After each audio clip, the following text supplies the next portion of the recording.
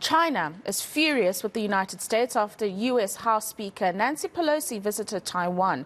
Now it's threatening to halt cooperation with the United States on a number of very important issues. But as the saying goes, when two elephants fight, it's the grass that suffers.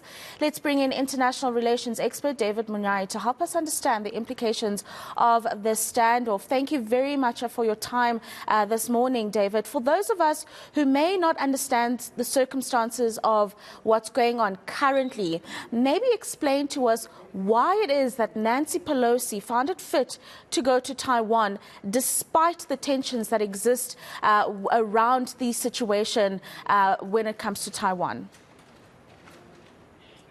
There are a number of factors, I think, that drives Pelosi and the United States in particular to take these provocative moves.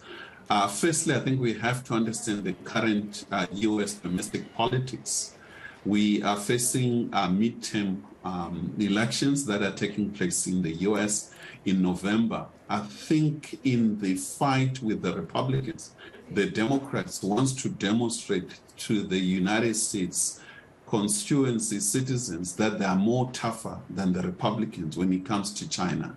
And therefore, I think it's a matter of taking international relation issues and domesticate them in a manner that in itself causes unnecessary trouble, not just for the United States, but for the entire international community. Other factors are historical.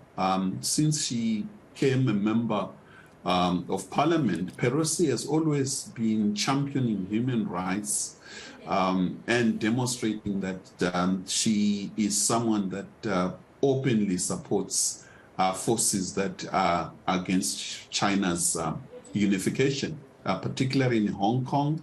She made that devastating statement, demonstrations within Hong Kong Parliament. That's a beautiful sight. Previously, however, on January 6th, with a similar demonstration at Capitol Hill, she was devastated. And this shows double standards and the like. And it's very interesting because in the days leading up to her trip to Taiwan, I don't know what it was, David, maybe you can clarify this for us. President Biden, distanced himself from the trip that Nancy or the speaker was taking at the time so as to try and keep the peace between the two biggest economies in the world. I mean, what did you make of his sentiments and the tone that he was putting out leading up to that particular visit? I think the challenge we are facing with President Biden is that he appears to be more sober-minded and someone that came into power with the main aim of bringing peace and security, moving away from Donald Trump opposition. But if you look at it closely, he is worse than Donald Trump. He talks the talks, but he doesn't walk it. On one hand, he entered into a telephone conversation with President Xi, giving an assurance that the United States sticks to one China policy, but on the other hand, allows this kind of activities. Yes, we understand that these are different arms of the state. You have the executive, you have the legislator, and Pelosi belongs to another, but the same party. The two are in the same party, same government. It was an unnecessary. I think there were ways to persuade them not to take this dangerous mission, which is going to cause quite massive disturbances on the markets, as well as future unnecessary wars that are more likely to take place. I mean, I read somewhere that, you know, maybe just to start by saying that the conflict or the tensions between China and Taiwan are very sensitive for decades now. It's something that has been a pain point for China.